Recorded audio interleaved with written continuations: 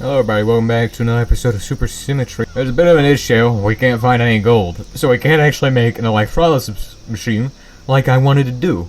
Because if you make the electrolysis machine, you can get gold. You see, the problem here is that you can't get gold without that, and yeah, it's a pain. So, we're gonna take a break from trying to make this guy right here. We need him for actually this. Where is it? This stuff. Wait, what? Oh no, this stuff. Silver oxide, because I can make silver this way for circuits and things like this. Well, look at this. LV mixer. So we need a mixer for that. Looks like we will need this guy. Nope, not that guy. Okay, but that guy is kind of useful for something. LV mixer right here. What is in him? Is there absolutely nothing in this? Okay. Alright, while all that's happening, I'm gonna go ahead and start working on the next thing, which is... we are out of fuel for every single machine we have. This is getting out of hand. Very out of hand. We need to solve this fuel problem with more lignite, probably. All of our energy crises have been solved by the power of lignite. Holy crap, I got a lot of coal coke. I don't think I mentioned this, but I actually got twice as many now. Not combination ovens. Coking machines. Yeah. So now I have 6 of these coke ovens running perfectly. We're basically done.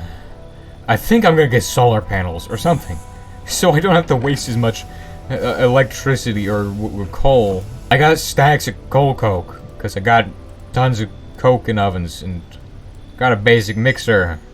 Holy crap, that's the first time I've done that in like 3 episodes now. Okay. This is the most jank piping setup I've ever seen. I do not care though. We don't need all the same pipe. We just need like just these pipes. Now it's got H2O, which is nice. We need to go get the oil.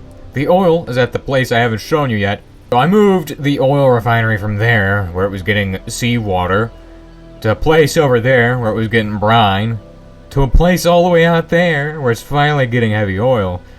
This was one of my first. I think I took like 3 attempts at moving this thing to get it to actually give us the stuff, which I wish I could have it close by so I could like pipe really easily, but no, it's gotta be like 500 meters in this direction. But it looks pretty nice, and I'm pretty sure it's all waterproof, so it won't explode if it gets rained on, because that is a problem. Alright, so this is why I've been carrying around these batteries the whole episode, so I could come here, hook these in there, and basically create oil. Now, this is where the oil's going. It's going to go into this guy. So oil's going in there, it's getting loaded, and this is going to be draining the batteries. So, yeah.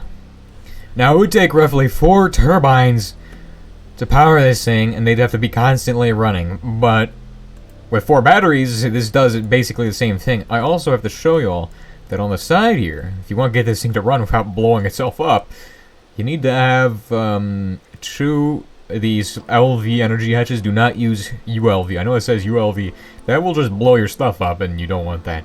I kind of want to get trains, because I feel like a train would be kind of nice just to have it come back here and forth here, pick up our oil, and be on its way, you know? Alright, so I got my oil. I'm almost back. This is a really long journey. I hate this. I hate traveling back and forth between the oil rig. So we're gonna just put our oil into the mixer. And this is what I believe is called desalting. Basically what you do is you add the oil with water. Now, this is going to contain salt, right? Because we got this out of the ocean. It's got salt in it. So what they do is they mix this with water. And then because how oil works, the water and the salt will just like, you'll get salt water, and then the oil will just rise to the top. So that's why we're diluting our oil right here. Very interesting stuff. Oh, dang, that's not what I want to do. Let's just put like, yeah, let's just do that. I think that's gonna take a bit, so I'm gonna get some actual extra storage stuff. 1, 2, I believe we need to make barrels. These. Long rods, and I hate making those. 1, 2, 3, 4. That will be our plates 1, 2 for the rods. Dang, everything gets cheaper the farther you go, the more industrialized you get. So it's worth getting pretty far. Because then you won't be, like, working as hard. And this thing is full.